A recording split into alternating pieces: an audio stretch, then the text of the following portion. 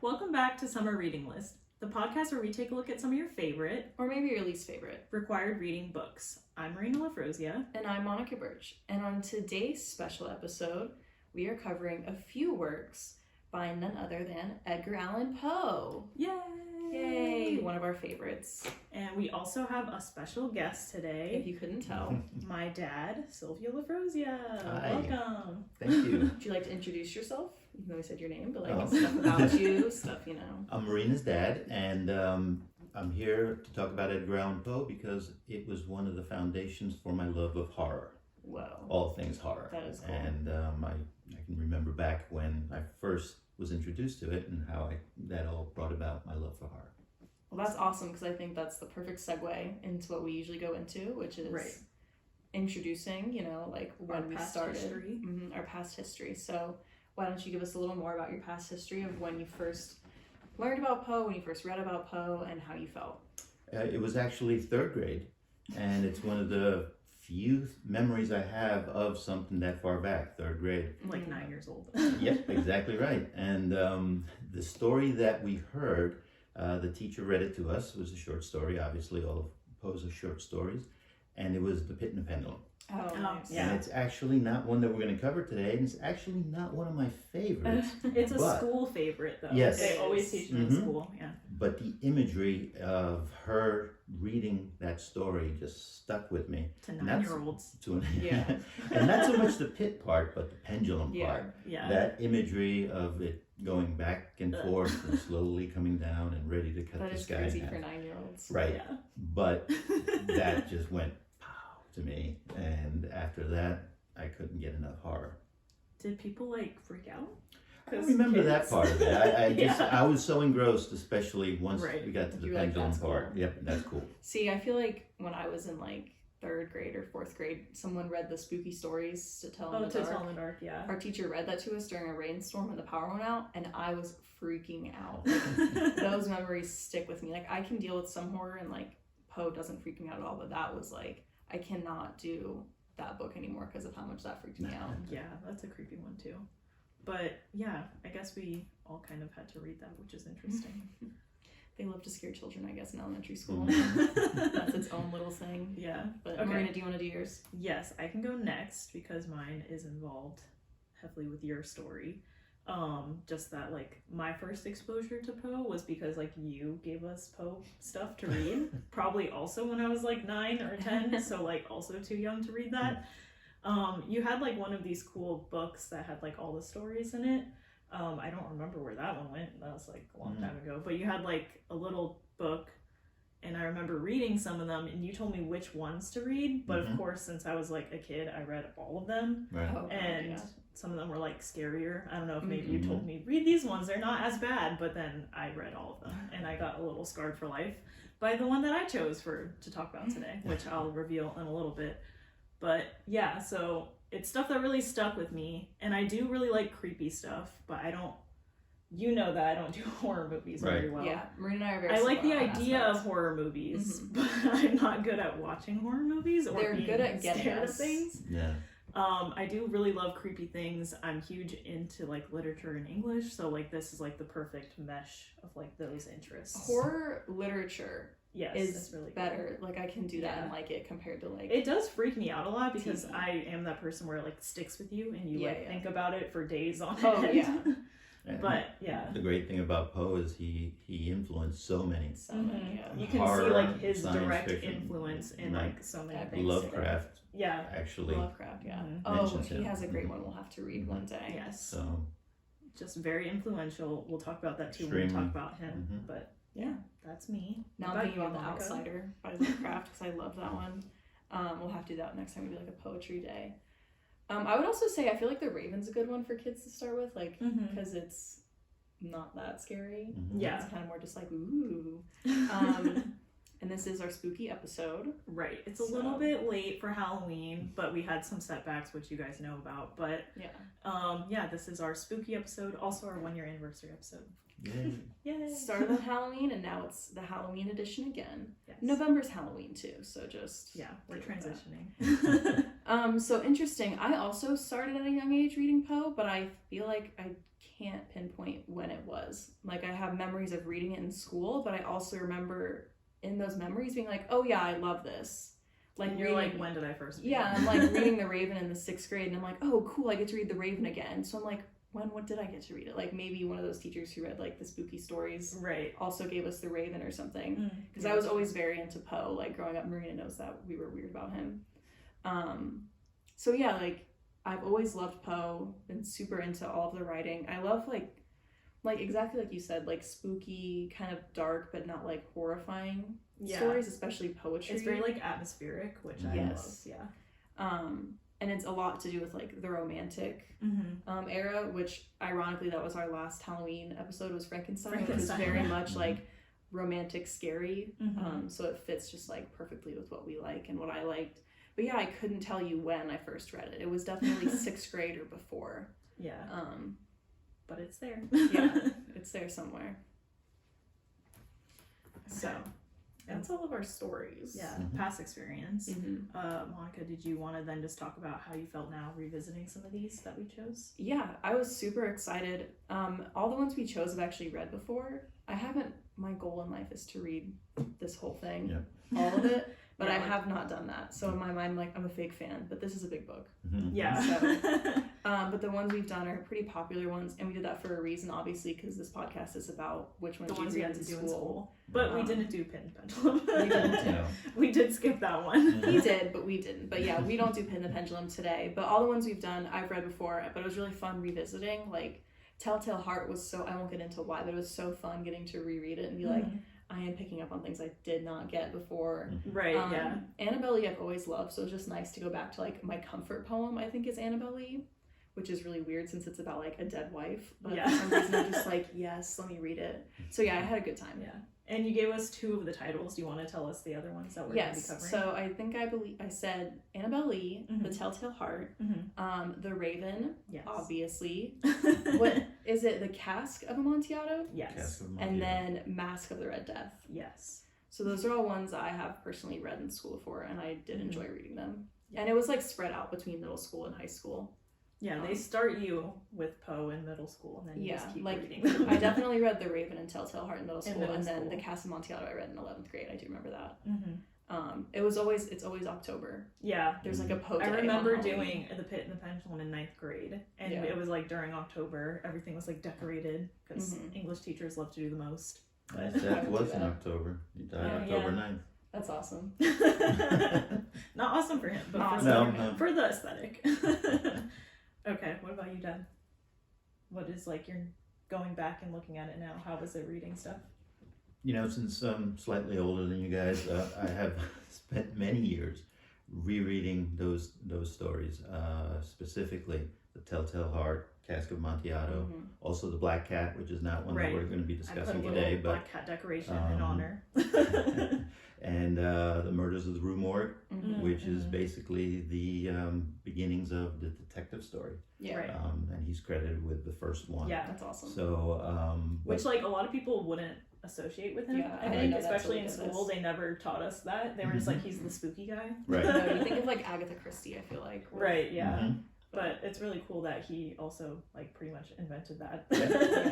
Arthur Conan Doyle mentions that before. Which like he's the one that everybody thinks about. Yeah. He gave life to the detective. Exactly. And obviously Conan Doyle has the greatest detective that we all know. Right. So I mean that's high praise from him.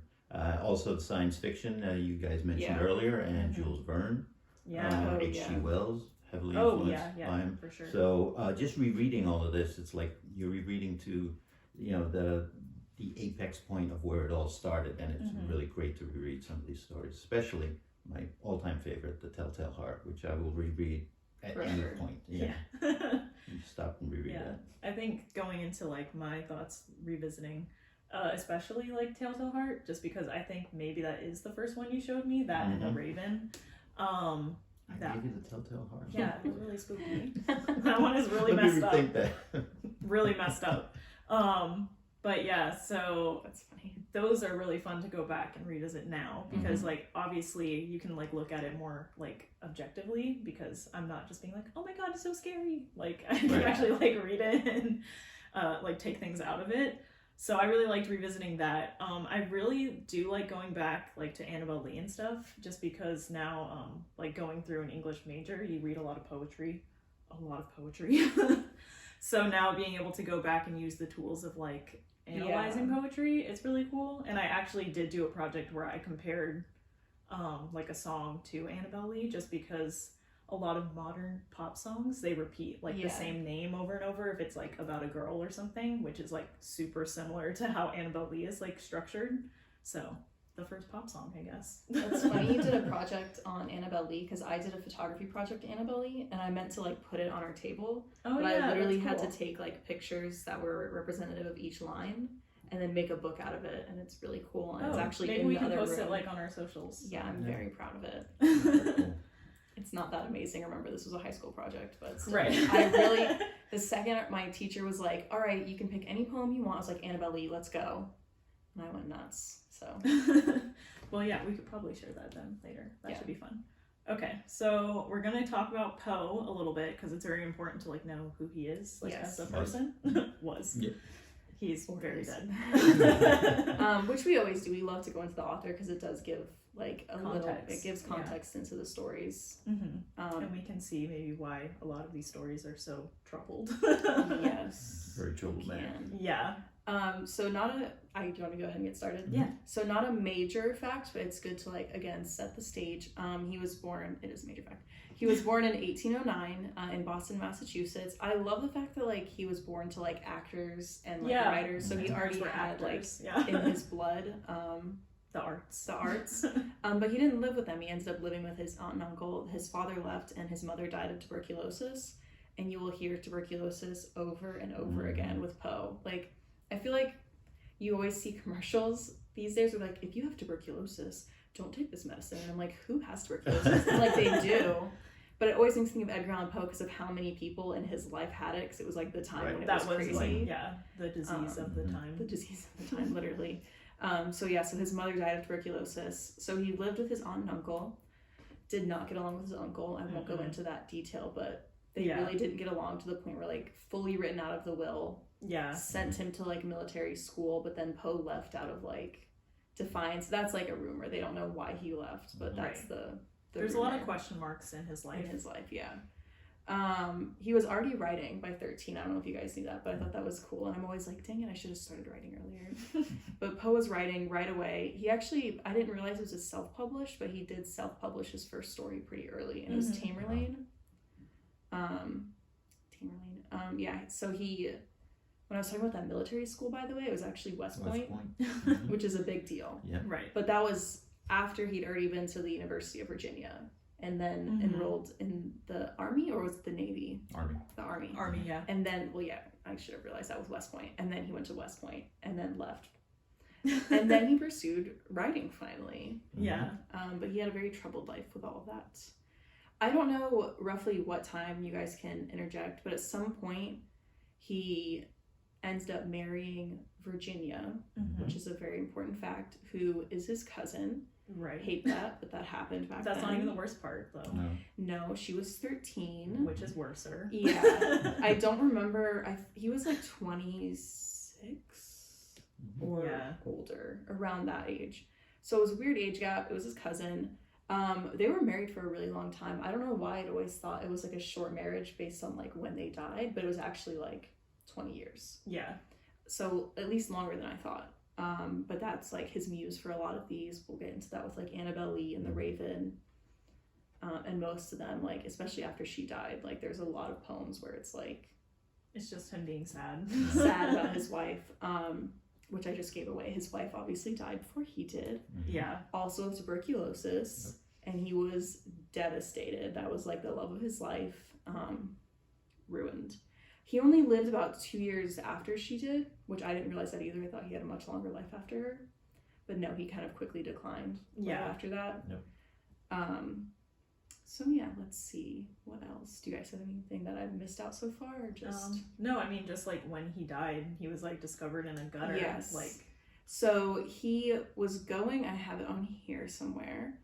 He left to go vote, you're saying, and then was missing for a few days. Right. Yeah. And they were saying that they used him and they took him to different voting polling Right, because he areas. was so Oh my like gosh. inebriated. Right. Yeah. Wow. Yeah. And That's part of the That's one of the mysteries. mysteries. part of the mysteries. Yeah. Yep. He was discovered on October 3rd, which is my dad's birthday. Found in Baltimore, and then he died, you said, October 9th? Mhm. So in the Yeah. hospital he Yeah, died, yeah, and yeah. there's mystery about why he died, because back then they weren't good about, like, Yeah. knowing the real cause. So I think I have it written here, like, sickness of the mind or something. Is Yeah. That was congestion of the brain congestion of the is brain. his official death, but it's like, what is that? Yeah, and Yeah. it's very popular. I'm super into like true crime and unsolved mysteries and stuff. It's like one of those like top unsolved mysteries. It's very much like discussed and like people debate about what happened like still to this day. Yeah, they do. Which is for super sure, 'cause interesting. It's like he's gone Yeah. for multiple And I was gonna days. say the voting thing that you were saying is Mhm. like what people believe to be like the most likely. I've actually never heard that. So what happened? Well, So- they found when they yeah. found him in clothes that weren't his, Mm-hmm. and they speculated that somebody was taking him around to different polling areas and having him vote over and over again. Yeah, and he So- couldn't really do anything. And he couldn't do because anything; he was so intoxicated. inebriated. And Yeah, then once Interesting. they just they left just him in kind the of gutter. left him, and then he died of like exposure. And being I'm assuming super- they were keeping him intoxicated, obviously. So Probably. that's Yeah. crazy. Before that, we skipped a bit of his career. I will say he was the editor and publisher of different magazines, Mhm. and within that, he was a scathing critic of like everyone. Yeah. So he got some enemies. Who knows if he was right or not? Like, I'm not gonna be like, oh, he was too mean. Like, I have no idea what he was criticizing. He could have been very just. Mhm. Yeah, and that didn't make him like any money though. No, yeah, he was very poor. Yeah. But he did publish his own works during that time, which this is what's interesting to me, is because I'm used to people who their stuff gets famous like posthumously, Mm-hmm. where he very much like The Raven came out and he was It was super actually famous. like Yep. famous. Yeah, it made him famous. Didn't make him any money. Yeah. Yep. So like I'm used to like, I know this is a painter, but like Van Gogh, like no one cared till after Mhm. he Right, died, till and like after. that's just Right. how I think of a lot of writers. I think Emily Dickinson too. Like Mm-hmm. you don't know her stuff till after she died because it was kind of like in her dresser, and like a maid found it like after the fact.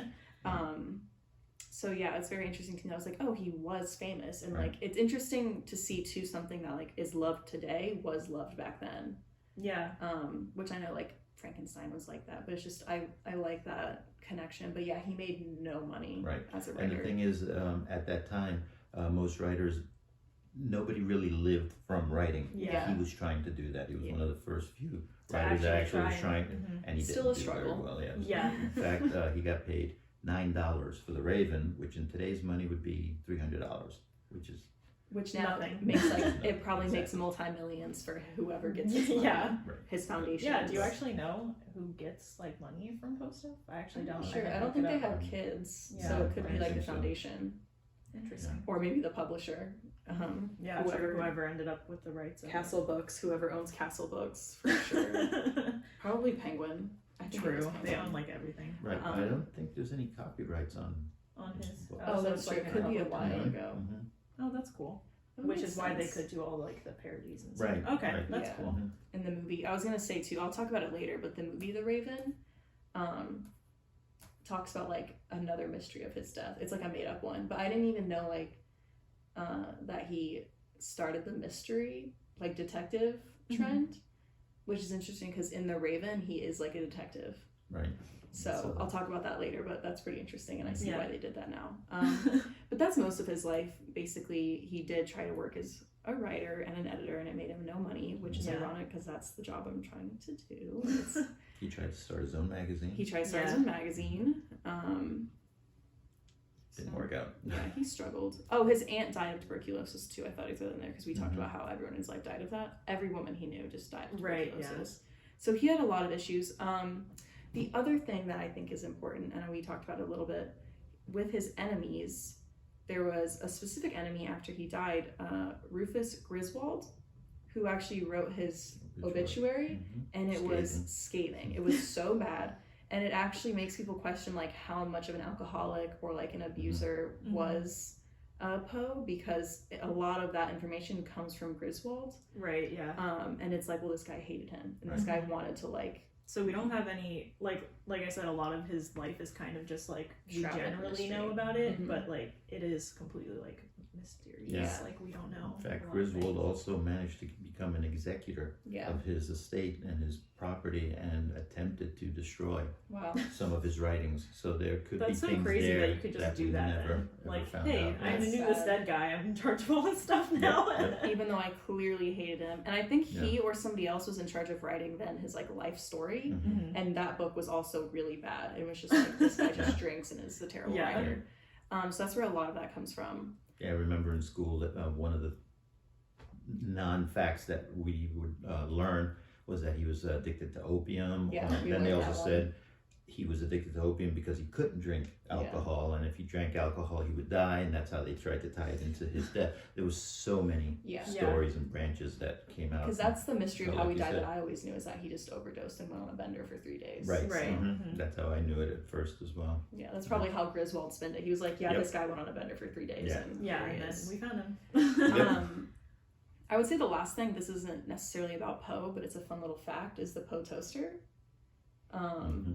Which I don't know why it's like so weird and fun to talk about, but it's this person who we don't know, another mystery of Poe.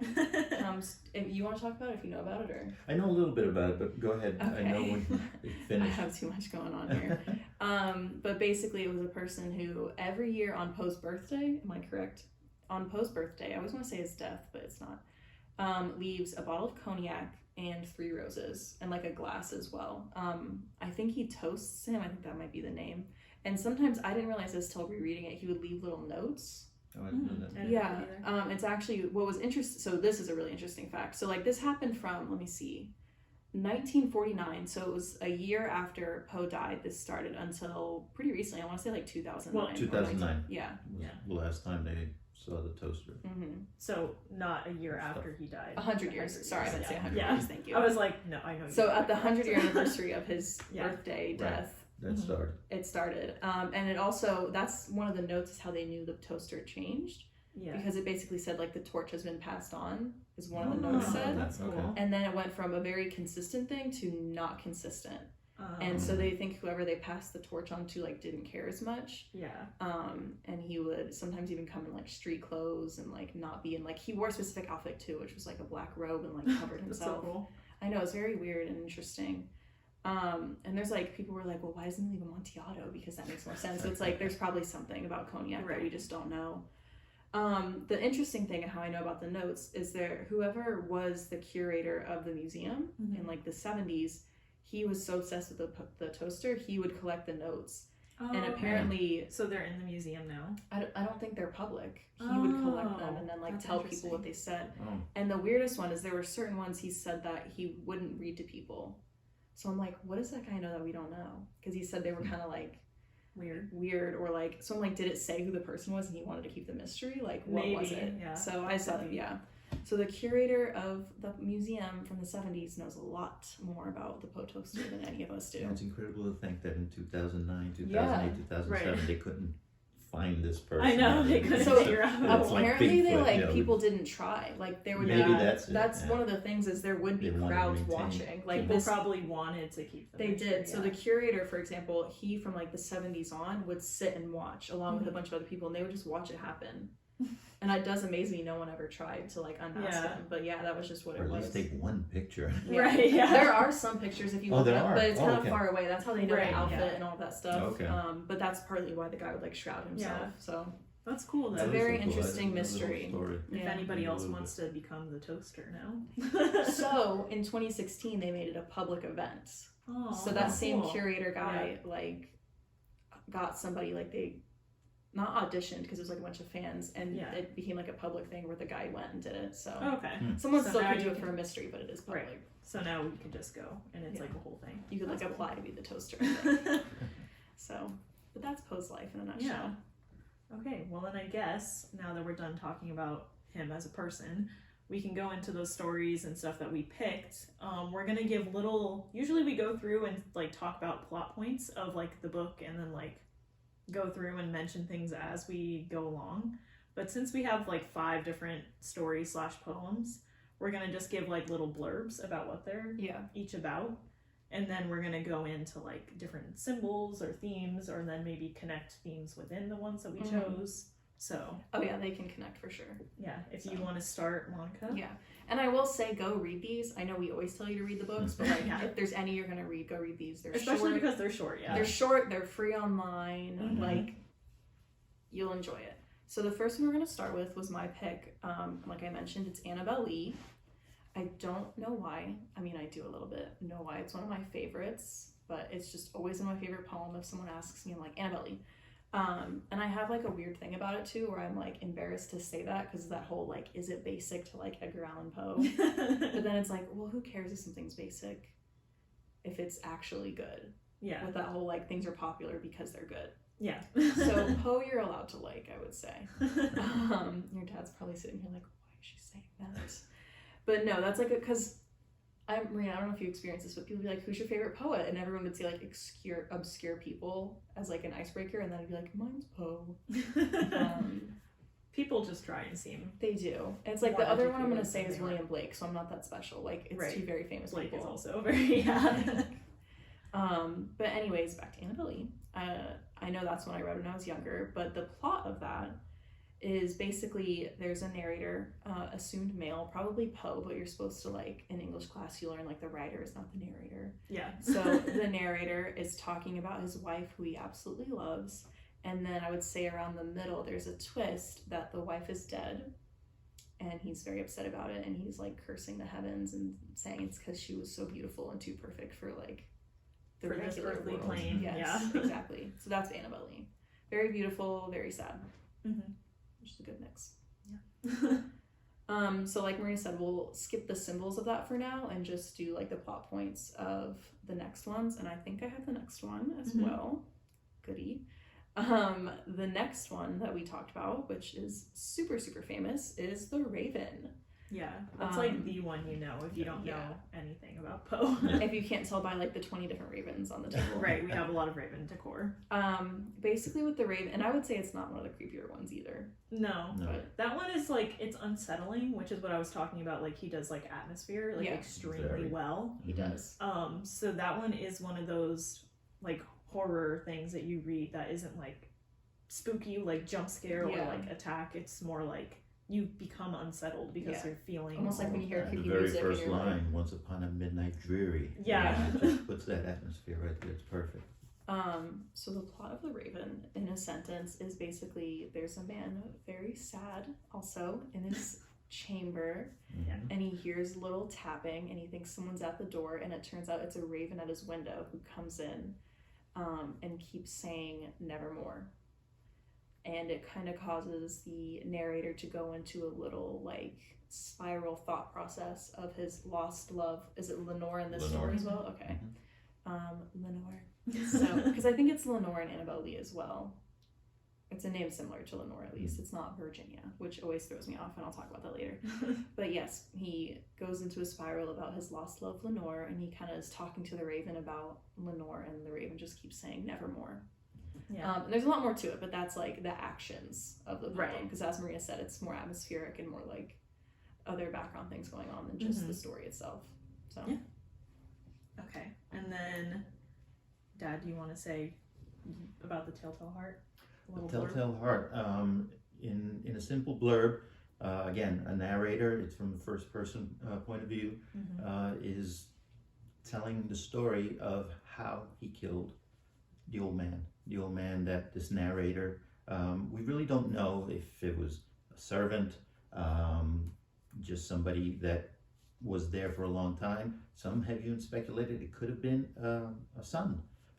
They really don't talk too much about that. But anyway, the story is not so much that he is trying to say, I'm not guilty of doing this. He actually, the very first word is true.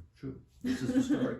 And but it's the madness of him leaving that he is not mad, and he's trying to, that's what he's trying to tell the story of. He said, I'm not mad. Here, now let me explain to you a couple of different ways how I'm not mad and this occurred. But then it builds up later. You can see this, that there is actual madness in this person and this tremendous guilt afterwards, and he just uncovers his own crime to the three detectives that came in to to investigate the noise that they had heard. So yeah, it's really an incredible twist of guilt and madness, and it's really, really crazy. It's wild. Yeah. I'd say Telltale Heart's definitely one of the best ones for sure. Yeah. I would say that's probably the one that most people know besides The Raven. Yeah. Also. I like it better than The Raven, but there's reasons for that, which I'll explain later. Yeah. Do you want to give us a blurb on The Cask of Amontillado? Another one. This one a little more sophistication than the person who's mad. Again, the narrator is giving us a story, and interestingly enough, this one, the narrator is telling a story from a long time past, and the very last sentence really solidifies that when he says it's been half a century. But this one was such a premeditated murder, and it's a murder of vengeance, and in it says to punish with impunity, and he absolutely does.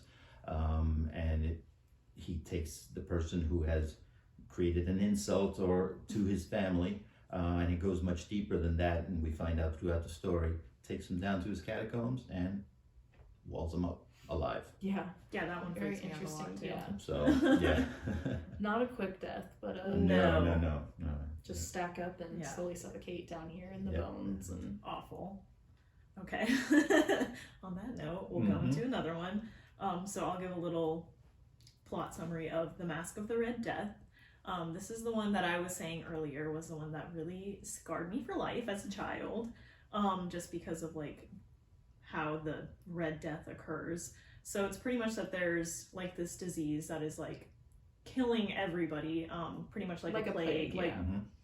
And all like of the poor people, obviously they're all dying, and then we have this party where all the rich people are, and basically they're like, we're not allowing anybody to come in because they are all dirty and diseased, but we're fine because we're the rich, like posh people, and we can't get disease. But little do they know, they are also susceptible to the Red Death. And then it kind of just describes as it's ravaging through the party, that they like bleed out from like every inch of their body. And yeah, that's how they die, and they're all suffering, and like it's awful. And that's pretty much that story in a sentence. It's a little more detailed than that, but which we'll go into. But yeah, so that one really scared me, because then even though that was like a fake like disease, as a kid you don't really know that. So I was like, so what would happen? You just start bleeding forever and then you die. And you die within like 30 minutes, right? It's not like a quick, or it's not like a long time. Because if you're bleeding out of every pore, that's gonna be kind of quick. Yeah. But yeah, so that's the like general plots of all the ones that we chose to discuss. Super happy. Yeah. Super uplifting. As you can see, they all kind of end in death. Yeah. Lots of it. Death, or like the discussion of a death. And Poe definitely had some stuff going on in his mind, or he liked writing about it at least. Yeah. Okay, so do we want to bring up any Monica? You have any, like, I'll go back. Themes you want to bring up? So back with Annabelle Lee, it's kind of different than the rest, because I feel like while The Raven has some like romantic symbols to it, and like romance as in like actual romance, not romanticism, Annabelle Lee's like one of the like actual like love poems, and I think that's why I liked it, because it feels very beautiful, but it's just so sad. And the writing specifically, I'm not saying anything very intelligent right now, but the writing is just very beautiful, and I love the twist he does, which you kind of see in all of them, where at some point like it changes. So he's kind of just talking about, I just asked earlier if the name of the person in Annabelle Lee was Lenore, and it's Annabelle Lee. Oh, I thought you were talking about his other work. Sorry. I think because he says the name, he says a different name at some point, or I'm crazy. Please ignore me. Were you just sitting there like, why did you No, say I that? think I just thought you were talking about something else. So I was like, yeah. Because Lenore's used in other stories. Right. And that's something I was going to ask. Do we know why he doesn't use his wife's name, or does he just... Oh, I actually don't know. Like, I know they're not, I know they're made up stories, but they are, like, Annabelle Lee, for example, came out 2 days after he died. So I'm assuming it was already slated to be published. It probably isn't like an unfinished work. Like, it's probably what he wanted it to look like. But it's definitely after the death of his wife, and in that time when he was really upset about that.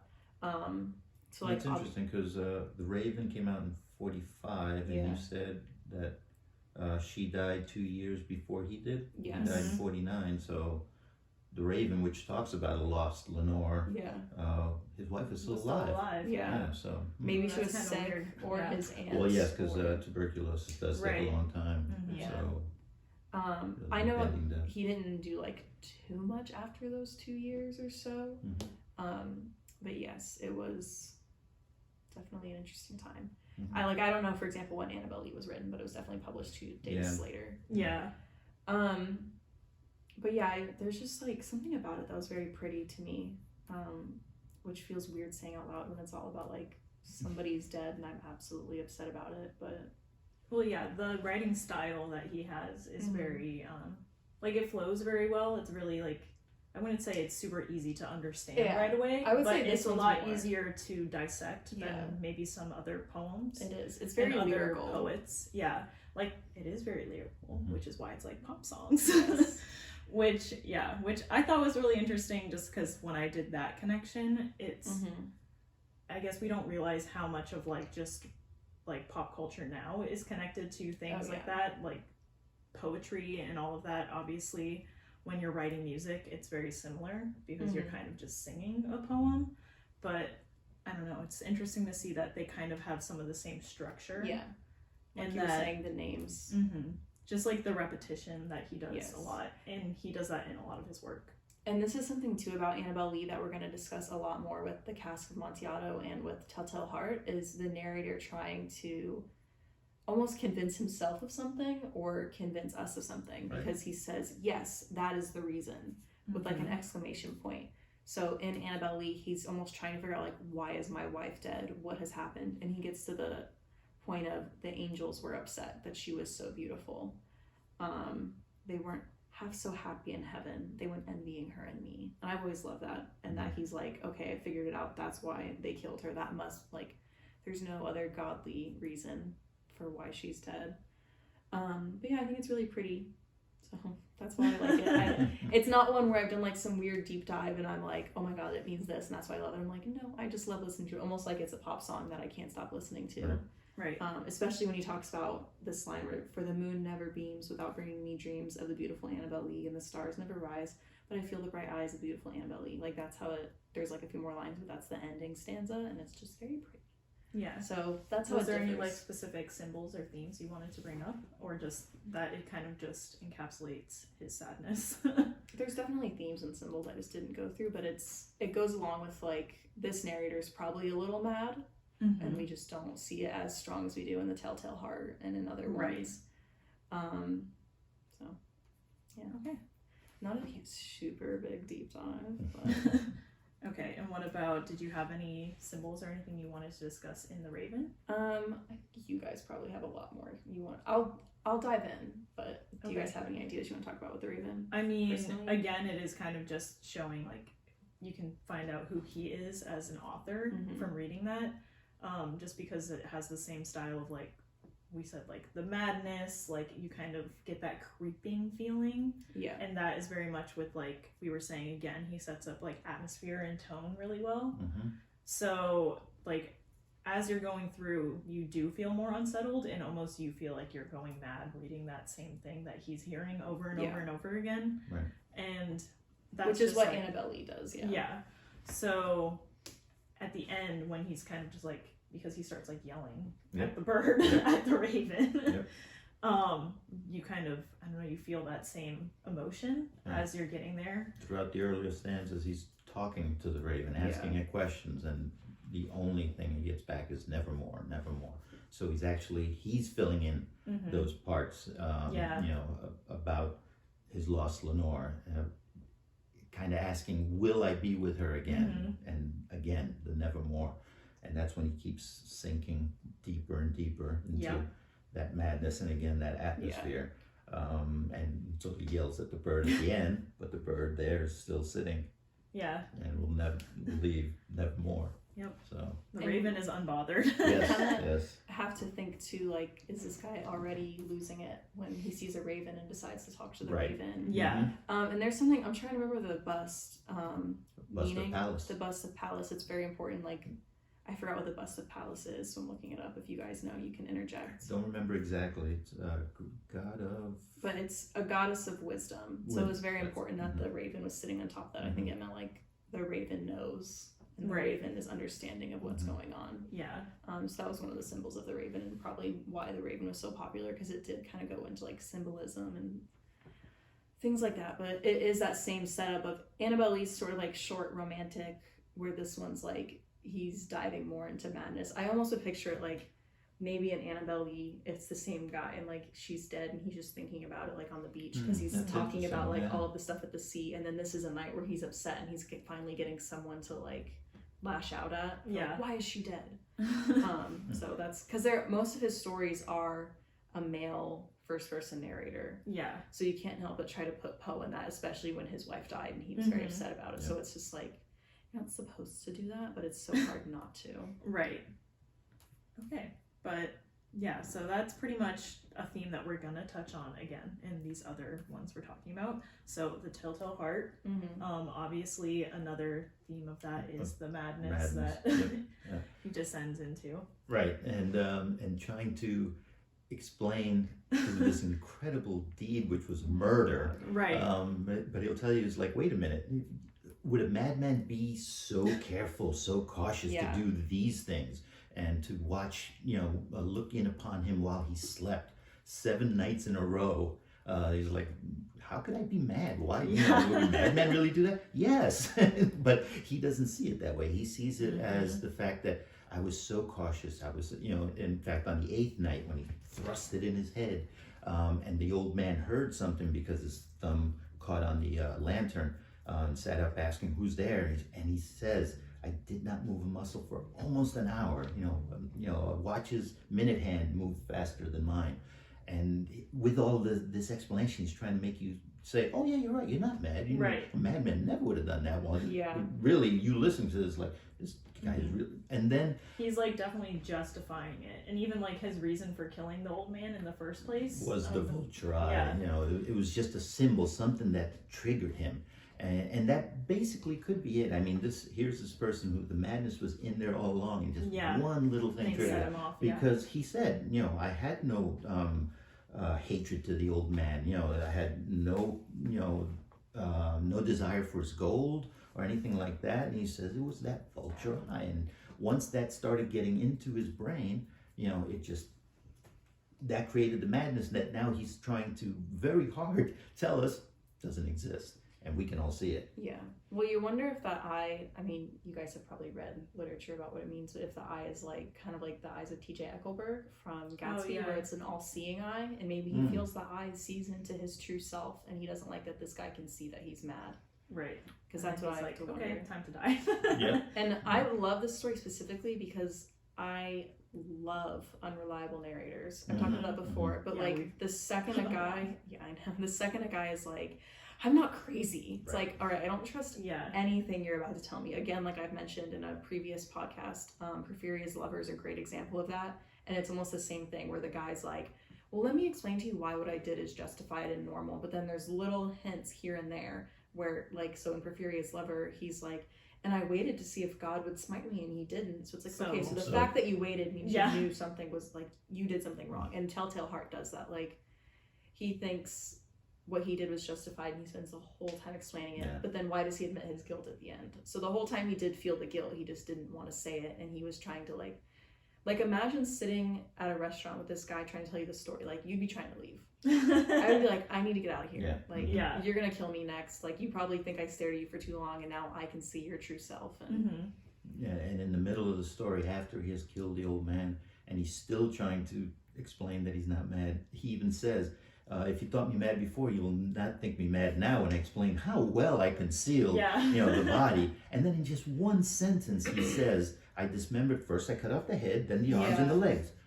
Very natural. And so how can you consider this guy that? Very casual. And that's probably one of the quotes or a line from that story that I like so much, because it's just one sentence, and it's if you think about it, it's like, oh my God, what this guy's doing, and he still doesn't consider himself mad. And the idea that he's sitting staring at someone through a window for hours, and like, that's not craziness. Just Yeah, and it's interesting because now that we're talking about it, I'm realizing now, to bring it back to like modern pop culture again, there's a very popular show on Netflix right now called You. Why did I know you were gonna say that? And he does the same thing where like he's the narrator of the show, so you get everything like from his perspective. But he kills a person, he's like, well, that's justified. Like, that's fine. I'm not crazy. Like, I had to kill this person. There was literally no other option. And so it's the same thing. And it's just interesting how that kind of character and that kind of narrator is like still relevant today. Yeah, I would say anytime someone's trying to justify what they did, that's like a red flag in literature or in movies of like, is it though? Even in real life. Yeah. If we have to be honest, but that's like a specific thing writers will do, is like if they're trying to justify themselves, something's going on. Right. And it wouldn't, like, if the story was written in a way where the guy knew he was crazy and he was just leaning into that, it wouldn't be as compelling. No. Right. And the reveal wouldn't be as good as it is, which I guess we can like talk a little bit about. I loved, I'll just say real quick, how convinced he was that the officers had no idea. When if you really try to picture the scene, they probably could have, because it's this crazy guy sitting there kind of pacing around, like doing weird stuff. Like I would be a little like, why is this guy pacing? Why is he talking so much? But the whole time he's like, they have no idea. Like they would never figure it out. It's like, the word never is another indicator of like, that's not true. So, yeah. And then how he picks up on one little thing. He heard the old man's heart, like a watch enveloped in cotton, when he sat up and he was waiting for him to sit back down before he kills him. And then, of course, that's the sound that he hears that drives his guilt and drives him to reveal his crime to those detectives that, like you said, they probably had an idea something's going on here. But and it's because like he describes it as like it keeps getting louder, and so then when the police are there, he's like he can't stop hearing it. That's all he can hear is the heartbeat that obviously isn't happening because the guy's dead. He's dismembered. And then he like rips up the floors and he yells to the police that he's there and he's buried. I love what Poe did too with the clock in the cloth. Is that what it was? Enveloped in cotton. Enveloped in cotton. I loved how that's how he described it, like you said, because then when you get to that scene where he's like, I've heard a sound of a clock enveloped in cotton, you're like, it's the heart. It's a really, Poe did a really good job of making you like get really into the story. Like he didn't just say, and I heard a heartbeat. It was like that little, there's a specific word, like a literary term for when something represents something else. The crown means illusion. Like, kind of illusion. Like the crown really means. Like, I know. You know what I know exactly which word you're talking about, and it's I can like never remember or what something. it is. I have to do a project on it, and I don't know what it is. I'll leave it eventually. We'll leave it a little. But it's like the clock and cotton really represents the heart. And you wonder too if the heart means like purity, and so he's starting to feel guilty of like. Because that's like what a heart typically symbolizes. Not like a heart's not usually an evil thing. So he did something evil, and now he can't stop. And now he's being so he's evil, but he's being haunted by something that's seen as like a good and pure symbol. But he's not really being haunted. It's his own thoughts. It's its own. It's his own guilt. And again, it's interesting just to bring up like the repetition as like something that Poe uses in both his writing style in poems and then as just like a trope in stories, because like you hear the beating over and over again and the guy describing it over and over, which is the same as like the Raven saying nevermore every single time, or like him saying Annabelle Lee over and over. So like you can connect like his poetry writing into like how he writes his prose. I do love repetition in stories, and I think that's possibly why I like Poe so much, because it does give you that feeling that you're there and you're and it's like so good that he uses that every time, but it's like slightly different, and you still get like the horror aspect of it every time. I mean, Telltale Heart is almost like an example of what movies do now with the score. Where the music you can almost like hear it in your head. And that's what scares me with movies, is usually the score more than what's actually on the screen. It's interesting because I think we talk about it later at the end when we reference how all of this is now in some modern things. But the one thing I want to bring up here while we're talking about the Telltale Heart is Vincent Price, Royalty of Horror, and another one of the ones I grew up with after I became such a big horror fan, is one of the best representations visually and orally of Poe. And he does the Telltale Heart, and it's masterful. And you can look it up on YouTube, and maybe we'll post the link. Yeah. It's just fantastic. It's a one-man thing, obviously, but that part that you were just talking about when the realization of the watch and cotton. I mean, there's not much special effects in this telling, and it's just Vincent Price doing Poe's words. But that moment when it feels like, and crazy. you could actually see the way he does it. It's perfect. It's great. And if you read it like that, it's really, really wild. It's like that's the moment. Yeah. Like, a very masterful reveal. You know, I think on like the internet, there's been the thing going around of like, what's something you wish you could read for the first time? I would say the Telltale Heart, because to feel that like for the first time, that thought of the heartbeat for the first time, that would be crazy to hear. Yeah. Something I just thought of, and this makes me now wonder, is Guardians of the Galaxy pulling from this, because he says, I didn't move for an hour. And it's like, there's no way. You were as still as a statue for a solid hour. You were probably moving a little bit. Even one time you said you were still, and then that's when you messed up and he heard you. So I can't help but think of Drax when he's like, I can be so still, no one sees me. Like, that's what this guy's doing. Like, I can see you. That's what this guy's doing to me. So maybe that's an influence, who knows. But that's how I picture this guy, and I think that's why it makes me laugh, is because like I was literally laughing whilst reading this, which sounds crazy, but it is. It's kind of comical, because he's like, I can be so still and the guy will never see me. And then I think of Drax, who's doing the same thing in Guardians of the Galaxy, and it's like, no. I'm actually thinking the position, because he says when he's thrust it in his head, he has the lantern in, the like, door's open, and that's when the old man hears it. And it was like, are you like this all the way leaning forward and you holding this thing up for an hour? So yeah, that's definitely mad. Yeah. And you wonder how much of that time is real, since he can't even, like, he talks about the clock going slower. It's like, okay, so was that an hour, or did you sit there for a second and you were like, ah. Yeah. That's why I love Unreliable Narrators so much, is because there's like so much you could think, like, because there's like the story that they're painting, and then you have to go back and figure out the story, what actually happened. Puzzle. Yeah. Once we finish, I don't know if that's like a stopping point for Telltale Heart, there was a little bit more with the Raven that I realized after the fact. Yeah, if you want to jump back to that. Okay, so back to the Raven, because this is kind of important. With the idea of the bust, it didn't even hit me until after we were talking about it. The wisdom is ironic, because the whole point of the poem is he's delving into madness, which you guys probably picked up on. And that's why he gets so angry at the Raven, because the Raven is like the idea of wisdom, and he's trying to go against reality. And so in it, there's people who have speculated, he says, and this is one of the bigger ideas, is he says nevermore, as in like Lenore's never coming back.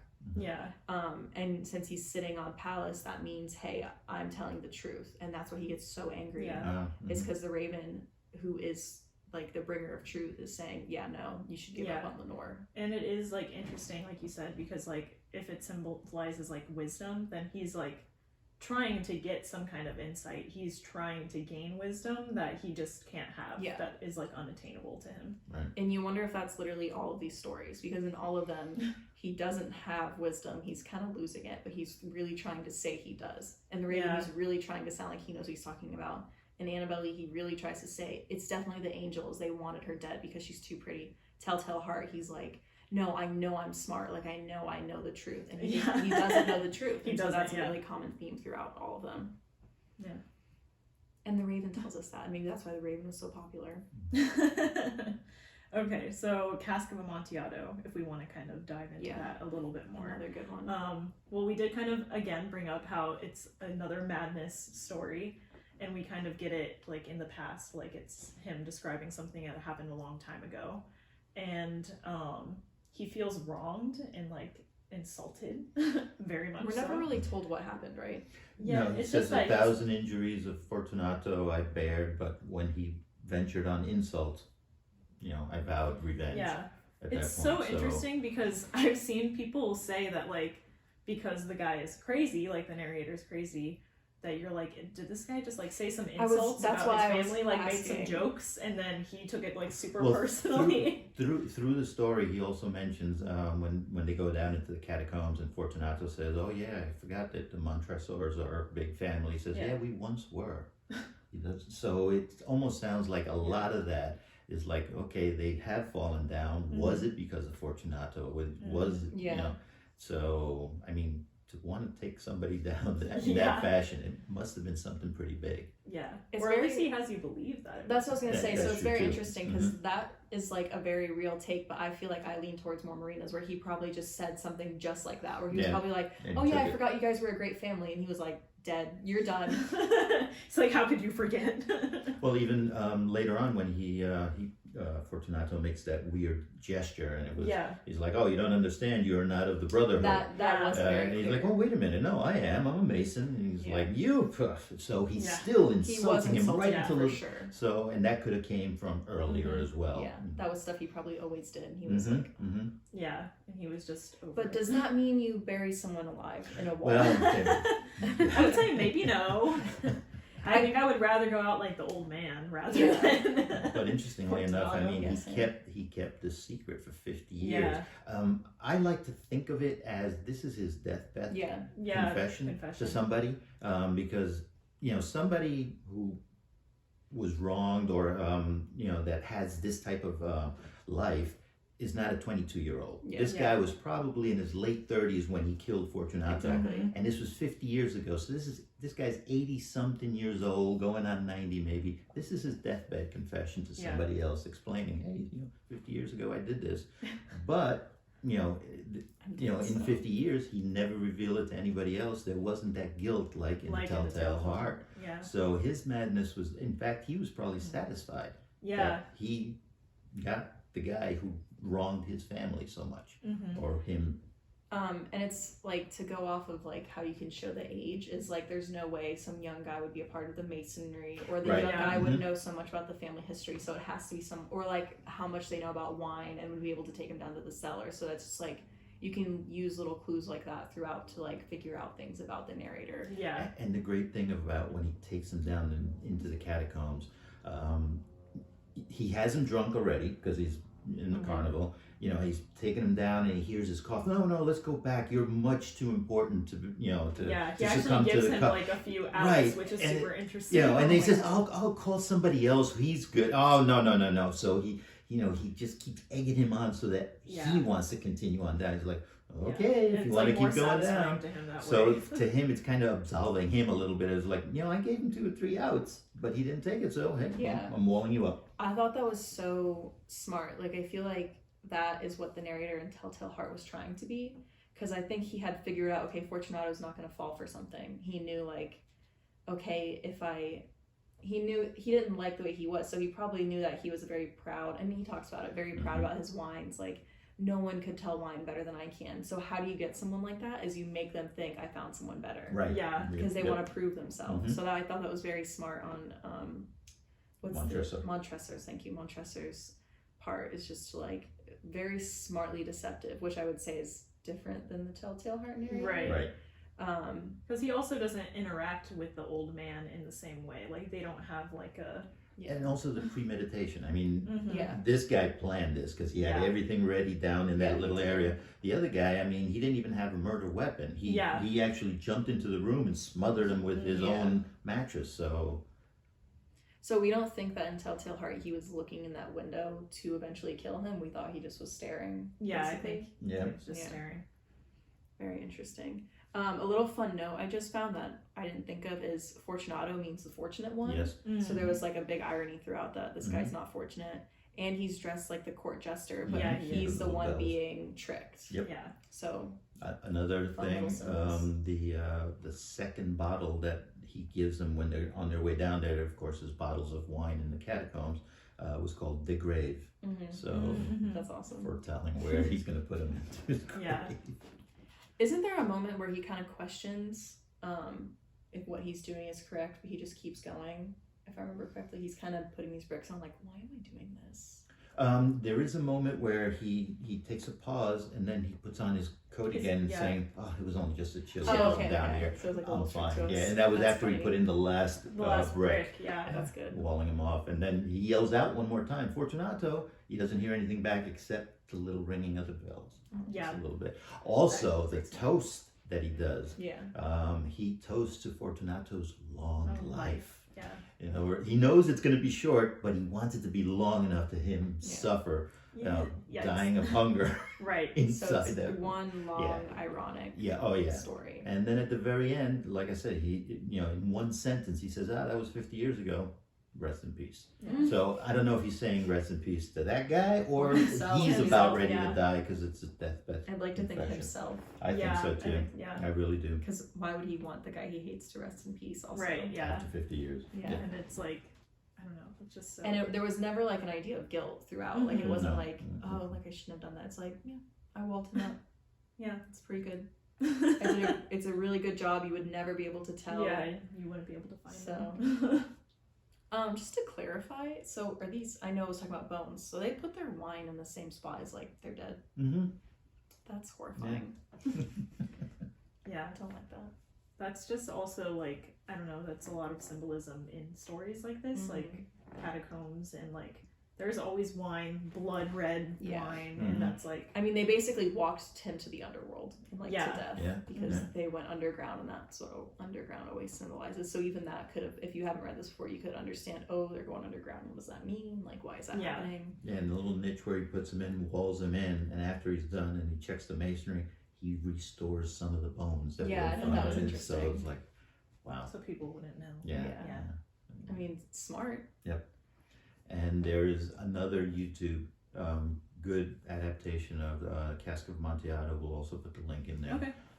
which was done very, very well, almost word for word. It was one of the best adaptations where Huh. they didn't just change it around to either modern times or something Right, like good. that. It's very, very good. Yeah, that one's, I really like that story. It's not like, I would say it's in my top 5. We're probably reading like my top 5 right now. Yeah. But Telltale Heart, man, that one's so funny. But Castamania was great. I think I read that one 9th grade English. Yeah, I think that the end of Cask of Amontillado is interesting because there is still a reveal, and the reveal is that like he's old and he's like gonna die, and like this is his big reveal that like everything we were just reading about was like 50 years ago. And I don't know, I think that's just like really interesting to compare it to like a reveal in Telltale Heart, which is very much like in the moment, like this is something that like needs to be addressed now, whereas like in the other one it's like this is something that happened forever ago, you can't really do anything about it. But I mean, if you think about it, like I said, Annabelle Lee has a reveal too, because like you don't realize she's dead. She's dead, yeah, at first. At first, it's just suddenly he says, and that's why she's gone. It's like, oh shit. So he's very good at that whole like that's why every movie we have now it has to have some sort of twist. Otherwise we're bored. Because like I can't think of like many old books who had such strong twists to them. Like you can kind of tell what was coming. Yeah. So who knows if he was the father of that as well. I won't give him the credit just yet. We'll do some research. We'll have to look He definitely likes to use it. Yeah. Because I would say our next one kind of has it too. Like you see it coming more, but yeah. Okay, so we can just talk about it.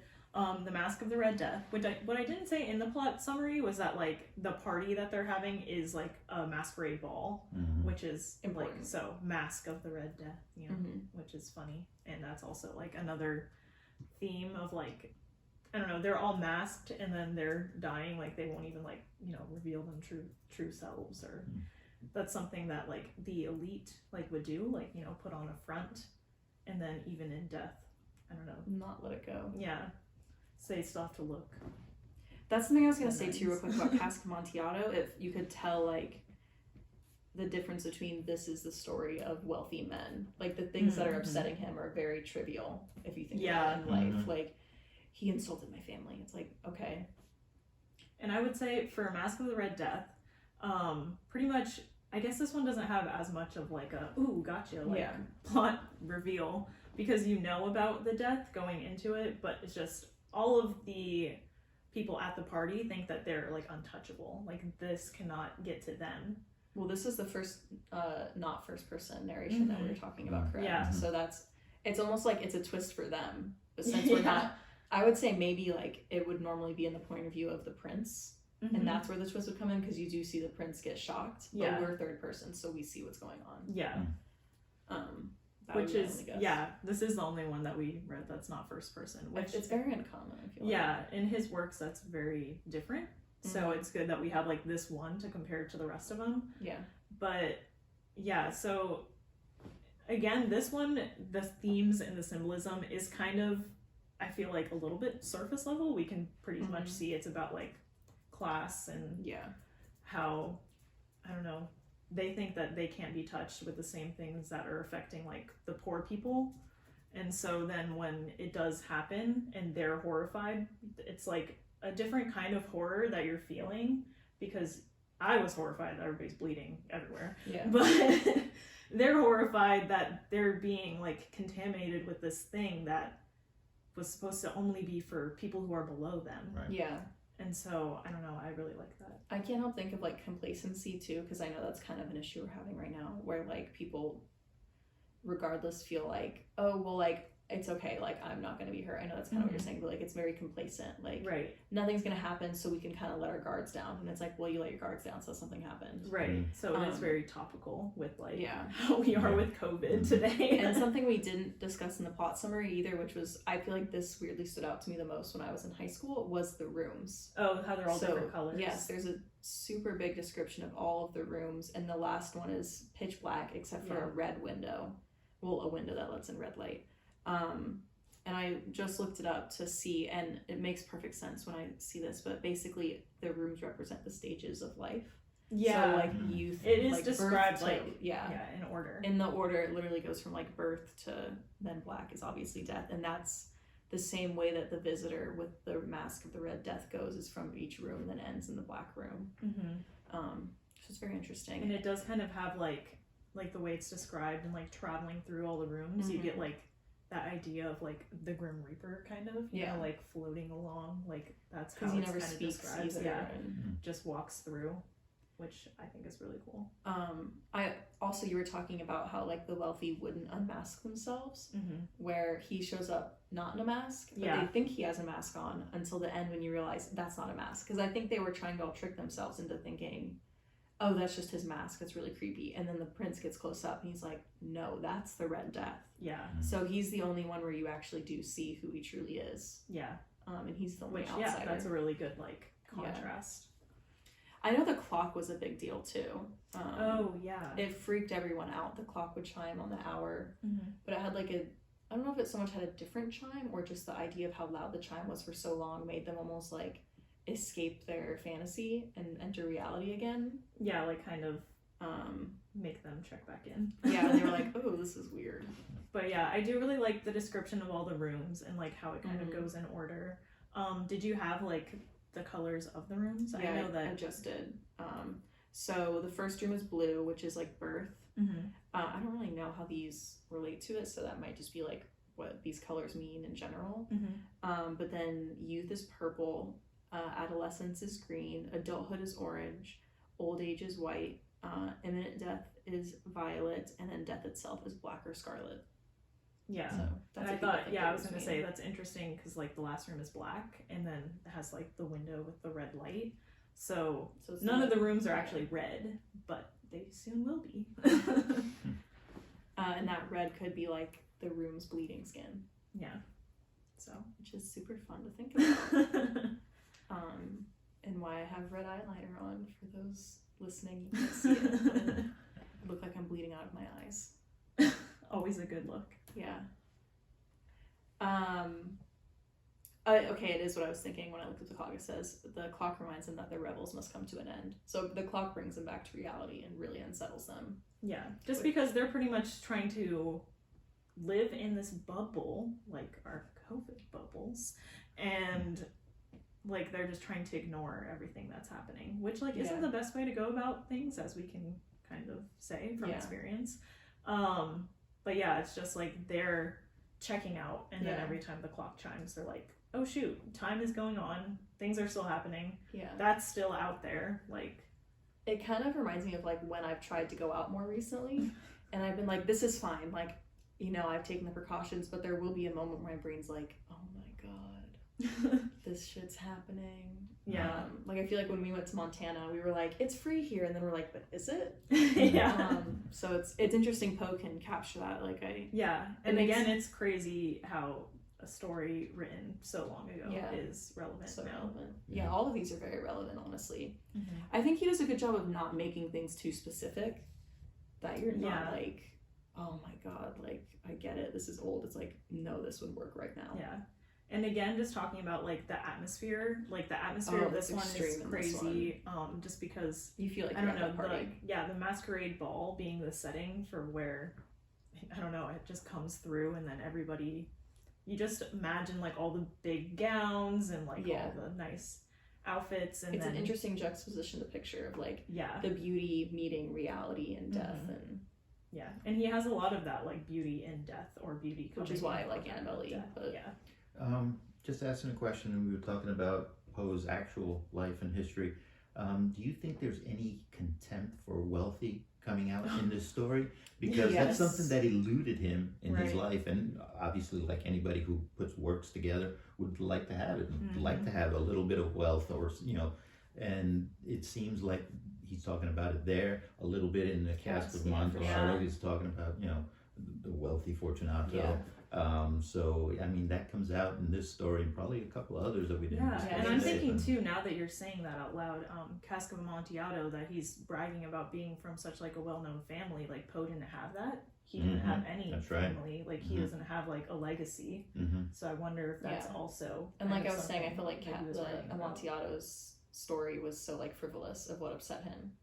So like, I know you could say Telltale Heart was like, there is no reason, but at least like I liked my thing where it was like, it could be like truth, which that could be something to drive someone mad, where the other one's like insults. So it is kind of a difference in what's offending him to make him go to murder. But I think for sure Mask of the Red Death was kind of him. Huge commentary on the huge commentary on that. What? And like we still have, obviously that happens today. Like we saw that in the beginning of COVID, when all the celebrities were tweeting out like, we're here with you guys doing it, we're all staying at home. And it was like, okay, that's cool, but like, we have a 3-bedroom house we're staying in. You're staying at a place that has a bowling alley, a pool, like your mansion. Like, I don't feel bad for you. But so it is kind of the disconnect that's always been there between like the different classes, and like Poe was just blatantly putting it out there. And then in Mask of the Red Death, I mean, this is happening. The wealthy know that this is actually happening, and they're holding a masquerade party. In the midst of all of this, that Uber, which happened. I mean, Halloween last year, it was very bad, and celebrities were throwing Halloween parties and just like throwing caution to the wind. And then that made other people. It makes me think of what was it, when Kim Kardashian did the thing when she was like, we all tested and we went on a party on the island, and I finally feel normal again, and everybody was like, what? It was that, and then almost the next day, either Kendall or Kylie threw a Halloween party at their house, and every celebrity and their mother went. So it's very similar to things that happen. And it does make me wonder like what made him think of that, because I don't know if he like had read up on the plague, or I know the poverty thing's probably obvious from the standpoint of he struggled and he watched the rich probably tear him apart and be annoying. But how well he captured the illness, I don't wonder if he got that from watching tuberculosis overtake so many people in his family. It was before his wife died, but it was definitely after his mother and his aunt, and probably other people in his life. So you wonder like how much he read about illness or the plague, or if he just witnessed tuberculosis and was like, that's disgusting. Because in tuberculosis there is a lot of like coughing of blood. And you wonder too if he witnessed the rich do better in recovering from it than him. So this is all speculation, but you just think like, if you don't have a lot of money and you get tuberculosis, that's definitely different from if you are the wealthiest of the wealthy and you get tuberculosis. Back then they had TB wards where they kind of, it was almost like a leprosy island type of thing. They kept them separate. Which again is interesting because there's that separation, like that they keep them pushed out. It's interesting. If we jump back to a Cask of Amontillado, and again talking about his life, he was a literary critic, and a lot of people criticized him. Insults, many injuries that so maybe from a Cask of Amontillado, he would have loved to have done that to Griswold. For sure. Or to any one of his enemies who, he was probably, that was his little like, you guys are gonna keep insulting me. This is what's gonna happen. And I think again, bringing that back to like his family thing, we do know that his parents were actors, but that obviously the dad left and then his mom died when he was really young. So when he's saying we once were a great family in Cask of Amontillado, maybe that's like maybe that's him thinking of like, we could have been a great family if we had like stayed together. So that's kind of just like him bringing up his own trauma.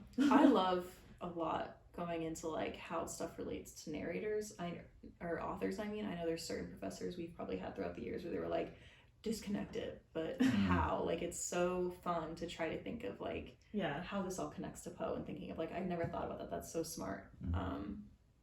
So yeah, that's just all very interesting.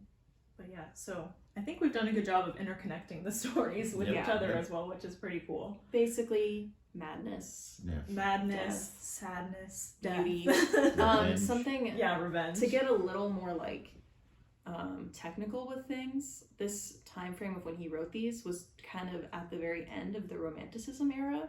So you can see some of that coming out where he talks about nature, like the raven's a symbol of good, and that's Earth. Annabelle Lee's set, and I think this is also why I like Annabelle Lee, it's set out and like talking about the sea, and it's talking about nature when referring to his beautiful wife. So you see themes of Romanticism, but it's got a new twist, because instead of England and older, it's America. I don't know if we mentioned it before, but Poe is like the Romanticism author. See, I don't know if we did. Yeah, so he's like where Romanticism was really coming in America, so and he's when it started going Gothic too. Yeah, like some were Gothic, like Frankenstein, but this was like a whole new, like, here it is. And like I think you mentioned before, like H.P. Lovecraft then adopted it, and so it was just a big deal at the time. And I do love Romanticism, so I think that's what helps with Poe. I love like the idea of nature versus like the unnatural, and like seeing how that's bad. And so you could even like go into that with probably Mask of the Red Death, is where they shut themselves out from the natural world, and that was a bad thing to do, and so now they're getting punished with the natural world. So it's just very interesting. So I guess our 5 stories. Yeah, that's our 5 stories. And there's definitely, like, even in those stories, we said so they're really short, but there's probably even stuff that we just skipped over. Like, there's so much to talk about those. I can tell you that. Like, you can find like deep dives on them, so definitely go read them, and then like, you know, make up your own ideas. And his stories have been analyzed, and scholars have looked into it, and so there's a lot of information out there. And we brought up some things, I mean, as we were talking, there was some things that I hadn't thought of before, which is great. And that's probably one of the greatest things about Poe, that's such small, short stories can bring out so much analysis, so much discussion. So definitely go out and read these. Maybe they're these 5. Just look at how thick the book is. So that gives you an idea of how many stories there's out there. Tiny writing in there. And you can find like most of his work is available pretty easily online. It's either like the Poetry Foundation or like his own the Poe Museum organization has like almost all of them, I think. And honorable mentions that we didn't talk about, you know, the Black Cat, Murders of the Rue Morgue, the Premature Burial. That was another thing that he was fixated on. So, but we don't want to continue more, but there's a lot. There's definitely a lot. And then there's shorter poems too that are pretty good, that are really like short stories. And that was like a lot of his earlier stuff, was some of those shorter poems too. So it's really interesting. You can go through and kind of see where he was in his life, maybe going through his works as well. So this is totally not like related to any analysis, but I find it really funny. I just found a line, I was a child and she was a child, when Poe was not a child. His wife. So I mean, if you're going by that standard, then you can kind of see this narrator who was mad. Yeah. Like, this narrator's a little delusional if this is Poe talking about Virginia. But I do always wonder, like, why doesn't he have poems with the name Virginia in it? Yeah. Maybe we can look that up, and then maybe we can report back to you. Yeah. Like, why did he choose the name Annabelle Lee instead of Virginia? I know it probably sounds prettier, but... Yeah, we'll have to look into that, because that's definitely a good question that I didn't think about before. Because if that's like the love of his life, and why so many of his poems near the last year or so were so dark, like maybe there's one we just don't know about, but it's definitely worth looking into. Yeah, and so I know we have kind of connected them to like some pop culture things and like things that are relevant now, but we always like to talk about cultural impact and like additional media of like these things. And I know you brought up some retellings that we'll like link in the show notes, but we have one I wanted to mention was that there's a parody of The Raven on The Simpsons from, I know you said it was like their very first Treehouse of Terror. So that had to have been like a long time ago. Oh. 89 or 90. Oh, right, so older This than is us. just clicking. I watched this in school. You mentioned this earlier, and I was like, I've never heard that. I think I watched it in AP Lang. Oh, yeah, So that's probably. funny. It's narrated by James Earl Jones. Oh my gosh, that's awesome. And obviously Homer plays the part of the narrator, and Bart Bart is is the the Raven, Yes, That makes sense. and Lenore, when you see the picture of it, is Marge. Yeah. So it's very so fun. that one's really good. It's very good. And it still holds some of the creepiness about it, and Yeah. especially the atmospheric part that you mentioned about. And Yeah, so, which I think would be very interesting, like especially like in retellings, or like if anybody was to, I don't know, do like another animation or something. That I think that that's something that could really be captured through like a media of like movies rather than writing, because you can like see all of that. Right. And that's why I brought up Vincent Price. There's the movie that he did that was for PBS. It was like one of those masterpiece things. It's called An Evening with Edgar Allan Poe, and it has 3 stories, and they're all single person worked out, which is Vincent Price, and he does The Cask of Amontillado, The Telltale Heart, and The Raven. And you can look it up. It's on YouTube. They have them, each individual one that we kind of mentioned, and also the entire movie, I think, might be on there as well. Unfortunately, it's never been remastered, so the quality is pretty bad. And everybody in the comments is saying, please remaster this. We have to see it, because the representation of Vincent Price, and a few of the people in the comments said it, says, it's Edgar Allan Poe. He does it's not a scripted work, it's actually the story. All the lines that are in the story of The Telltale Heart, he's giving them out, and it's just incredible how he's trying to put you at ease, saying, you know, I'm not mad, and we were talking about it. Just the way he personifies it in that adaptation is great. So it's something to look for. Recent authors, well, not so recent, but you know, modern authors that are heavily influenced and have mentioned in their writings and works and lectures that were influenced. Stephen King. Oh yeah, and that's a big heavily one. Everybody influenced knows by who Stephen King is. So any more references? I know we were mentioning the museum, which is like a good place to go check out. I've always wanted to go. I've always wanted to go too. It's in Virginia, correct? Maybe we need to go take a trip. I know, you can get married there. Yeah, Mock found that. I found that out like years ago when not that I would, because I don't want to get married in Virginia, but not that there's anything wrong with Virginia, I just don't want to fly. But yeah, that'd be such a cool venue for like any sort of party, or like well, then that makes me think of or Mask of the Red Death, because I'm like, imagine throwing a masquerade there. That seems like throws a masquerade at the Poe Museum. It makes me think of like when people have been doing Squid Games, but like in a really exclusive resort, and it's like you're missing the point of Squid Games, right? But yeah, so there's a museum. We also in Jacksonville, there's a place called Poe's Tavern. So good. I still haven't been. Monica went, but maybe next time we go. Oh, very cool. It's like a bar restaurant. I took my mom and cousin there, and they didn't enjoy it. They were like, "You just like it because of the atmosphere," which like it does have great atmosphere, but it's like burgers and alcohol. But like the walls are covered in his pictures. The bathroom is covered in his poems, and someone's reading the poems in the bathroom. Oh, that's great. Which feels so fun when you go into the bathroom.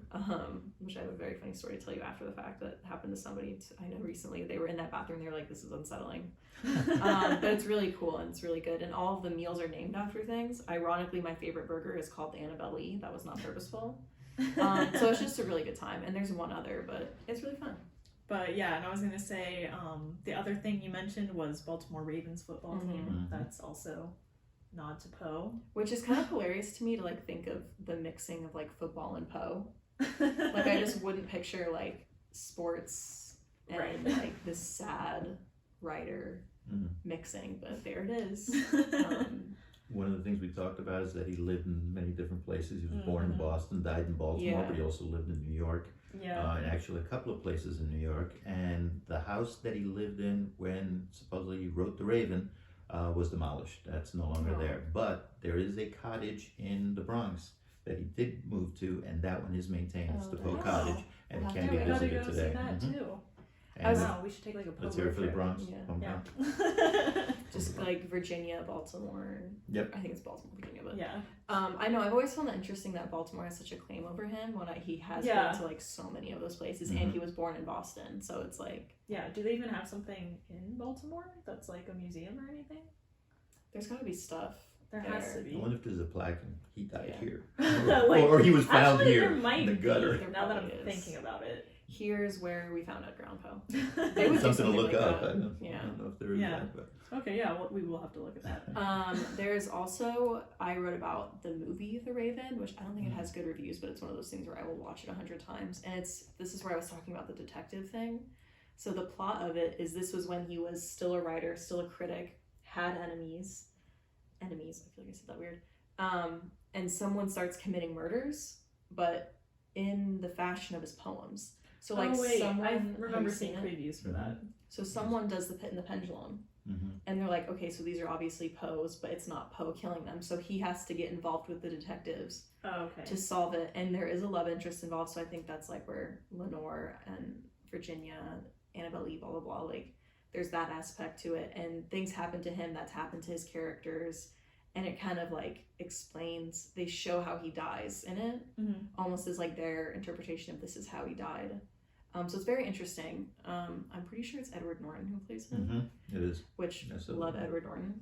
So it's a good one. I might go watch it now. Yeah, I'll have to watch it because I've It's never not seen like it. creepy. Okay, I'll give it a shot. But I think, at least to my knowledge, that's all like the media and stuff that's been. There's probably so much that's like not the obvious. There's definitely just like references to him everywhere. in everything, always like little one-line jokes and stuff for sure.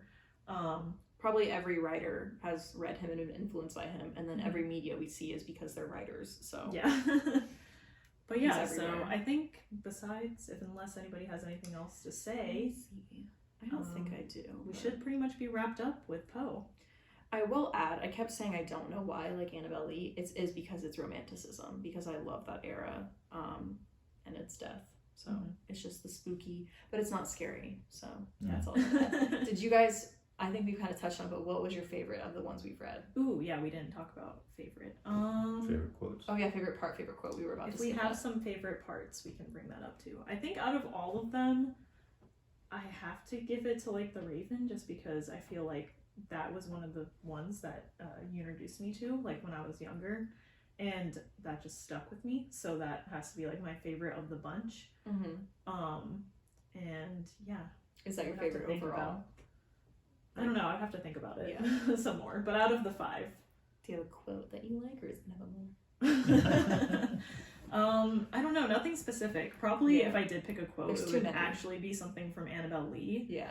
Because like I said, I did that project on it, so I did dissect it a little bit. Yeah. And there's, like you said, his writing style and his poems is very beautiful. So it would probably be something from there, but I don't have a specific line.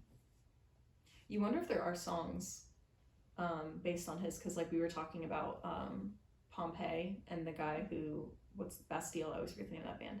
They've written things about like Pompeii and about a certain poem that we're going to talk about in like a few minutes. So I wonder if they've done something on Edgar Allan Poe, or if someone else is like specifically like if another artist. Yeah, like not like a influence, but like a direct commentary on it. We'll have to look that up too. That would be interesting. Well, you said there was a song that you were talking about, right? Not on Poe. It's on your next. It's the next one coming up. Okay. But I think it was pretty evident that my favorite is the Telltale Heart, and I think my favorite quote, and it's something that you were mentioning, Monica, as well, how things get louder and louder and louder because of the clock of the heart he's hearing in his head, until at the very end he screams, "Villains, dissemble no more! I admit the deed. Tear up the planks. Here is the beating of his hideous heart." So that's the quote that sticks with me, because he's yelling it out at the very end. That's a memorable quote. And then A Cask of Amontillado, we know that it's vengeance. Yes, there's madness, but it's mostly vengeance. And when he says, I must punish, but I must punish with impunity. Yeah. That's a line that sticks out of that story that I really, really enjoyed. So real quick, I looked it up. There's like a bajillion songs based on Edgar Allan Poe. One's called Raven from Gravedigger. I Am the Walrus popped up, so I'm curious to see why that. What kind of connection? Yeah, from the Beatles. So I'm curious why that came. Okay. Saint Jimmy, Green Day. I have no idea if these are really just a quick Google search. I guess maybe I don't know. And then someone has one called The Lost Lenore. So he definitely has had for sure musical influences. But I know I'm definitely gonna go research. Yeah, we're gonna have to look up like and a playlist. We might post about maybe we'll make a little TikTok explaining why I'm the Walrus could be related to Poe. Yeah. But so my favorites, obviously, as I've been mentioning, Annabelle Lee is my all-time probably favorite poem.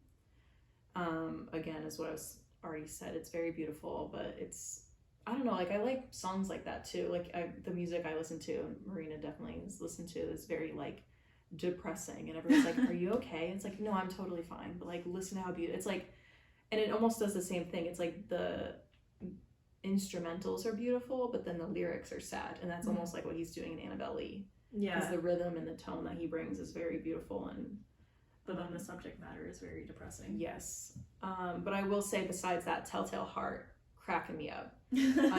For the exact same reasons you said, his whole explanation of why he's not mad when he is mad. As I mentioned, I love a good unreliable narrator. The more unreliable, the better. And that's definitely the Telltale Heart. And then the twist of like hearing the heart always gets me, even when it's like, I've read this a million times now. It's still like that's my actual reaction. So yeah. Okay, so glad we kind of all have different favorite things about it, which is kind of cool. But yeah, so I guess one more thing I did look up, because I was curious. We were talking about influences. I was curious how Tim Burton has not had some sort of connection to him. Yeah, but I guess he has, because I was like, they seem like they would be very similar.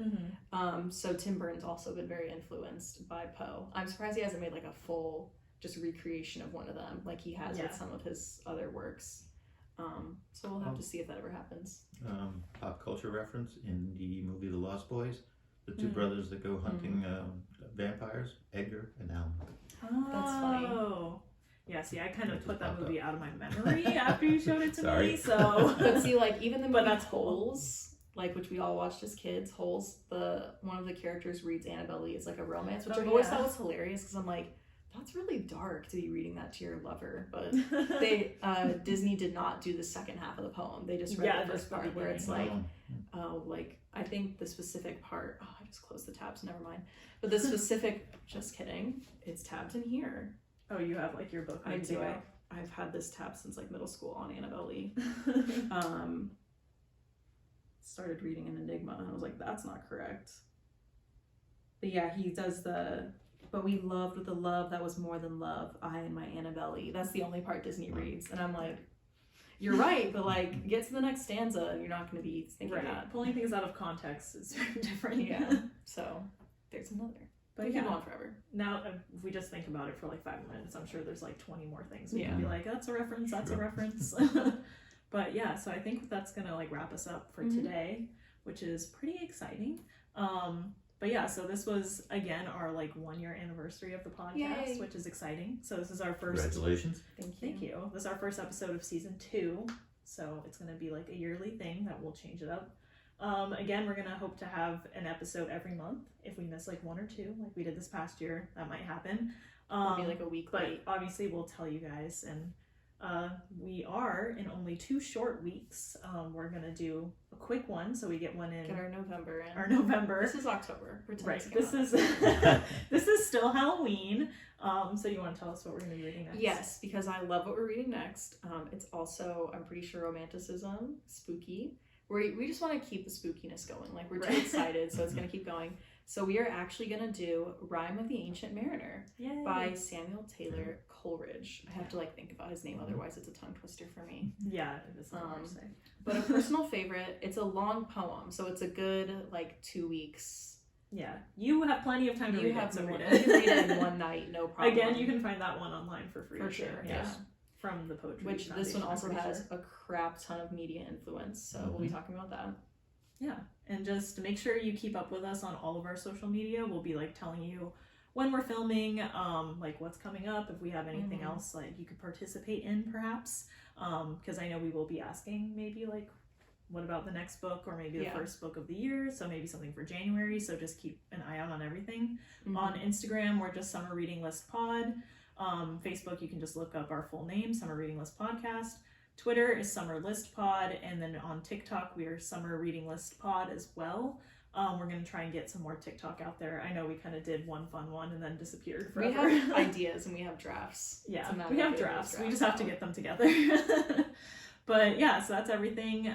We'll leave some of the links that we were talking about in the show notes, and that will be it for us. And I think, yeah, we're all set. So thank you for joining us. Thank you for we love having having guests. Yes, and now I'll just bring one member of my family each time for an episode. I need to bring a family member. Yes. Dad. If you're watching. But yeah, so thank you again, and I think that's going to be it for us. That'll be it. All right. Yeah. See you Bye. guys. Bye. Bye.